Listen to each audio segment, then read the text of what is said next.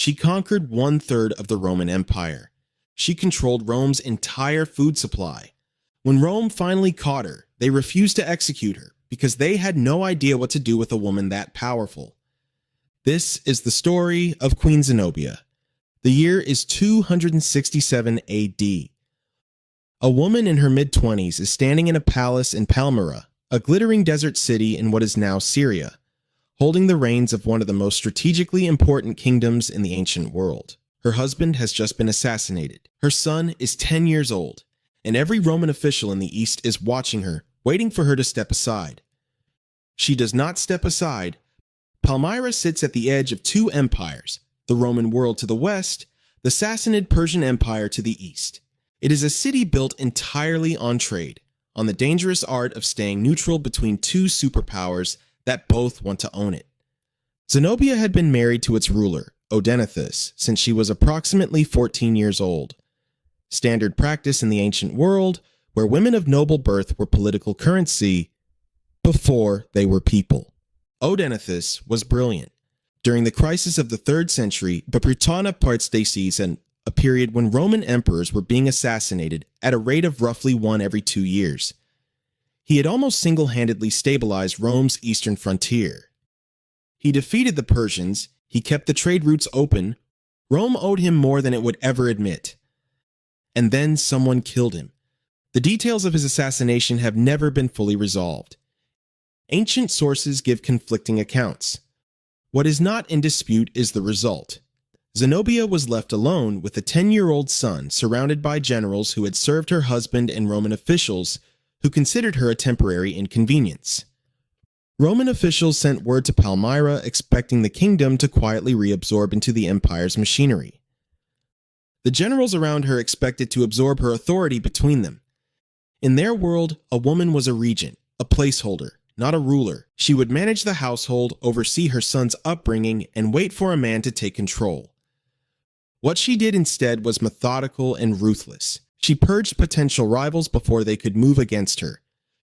She secured the personal loyalty of the army. She played the diplomatic game with Rome, sending the right letters, using the right titles, maintaining the illusion of cooperation while simultaneously preparing for something Rome had not considered possible. For 3 years, she held her position and waited. She watched Rome carefully. The empire was fracturing. Provinces were rebelling. Emperors were rising and falling with terrifying speed. The West was splitting into a separate Gallic empire. The whole structure was visibly collapsing. And Zenobia decided that if the empire was going to fall apart, she was going to be the one holding the pieces. In 270 AD, Zenobia marched her army into Egypt. To understand why this was not just a military move but an existential threat to Rome, you need to understand one thing. Rome could not feed itself. The city of Rome was a massive, overcrowded metropolis that required constant food imports to survive. Egypt was the source of that food. Egyptian grain moved by ship across the Mediterranean and kept the Roman population from starving. Without it, there were riots. Without it, emperors fell. Zenobia knew this. She was not simply conquering territory. She was wrapping her hands around the throat of the Roman Empire. She took Egypt, then Asia Minor, then Syria, Palestine, and large sections of Anatolia. By 271 AD, her empire stretched from modern-day Iraq across Turkey and down to the Nile. She controlled approximately 1/3 of Rome's total territory and its entire food supply. She then made her intentions explicit. She minted new coins with her son's face on one side and her own title, Augusta, on the other. She declared independence from Rome. She declared herself Empress of the East.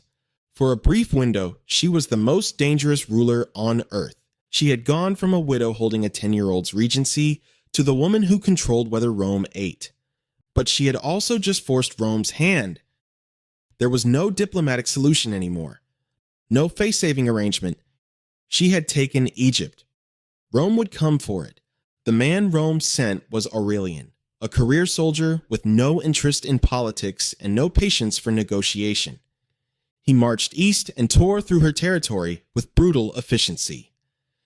In 272 AD, at the Battle of Emei near Antioch, He destroyed her heavy cavalry using a tactic so simple it was almost insulting. He feigned a retreat, drew her cavalry into exhausted pursuit across the desert heat, then turned and crushed them. Her forces collapsed. She fell back to Palmyra. Aurelian laid siege to the city. The desert heat beat down. Food ran out. No reinforcements came. The Persians she had hoped would help were occupied with their own succession crisis. Zenobia made a final decision. Under cover of darkness, she mounted a camel and rode hard for the Euphrates River. If she could cross into Persia, she could build a new army and return. She was captured at the riverbank. Aurelian's cavalry caught her before she reached the water. She was brought back in chains. Palmyra surrendered.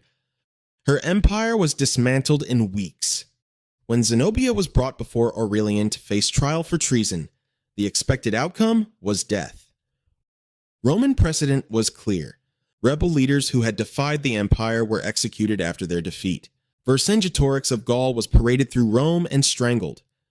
Simon Bar Giora of Judea was killed at the foot of the Capitoline Hill. Zenobia did not die.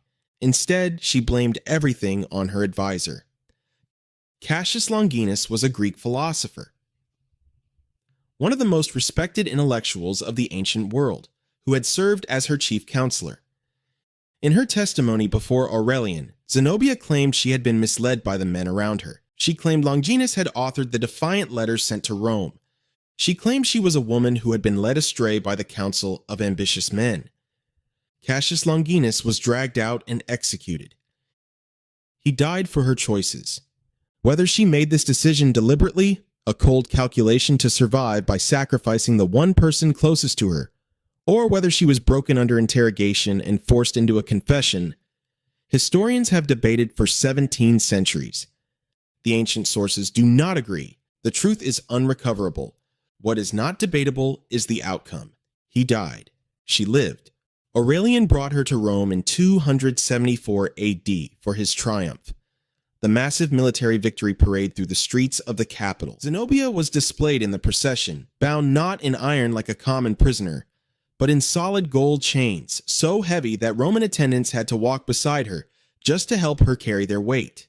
And then the parade ended, and Rome did not execute her. She was given a villa in Tivoli, outside Rome. She was integrated into Roman society. Some ancient accounts say she married a Roman senator. She spent her remaining years as a wealthy, monitored, completely ordinary Roman citizen. Rome could not kill the woman, so they killed the queen by making her disappear into comfort. The empire she built was gone within months. The city of Palmyra, when it briefly rebelled again in 273 AD, was razed to the ground by Aurelian.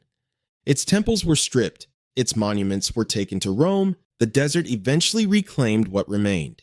Zenobia outlived all of it, a brilliant ruler who conquered Egypt and held an empire together through intelligence, ruthlessness, and nerve, surviving in the end, not by defeating Rome, but by becoming too famous for Rome to make a martyr of her. She was the most dangerous woman in the ancient world.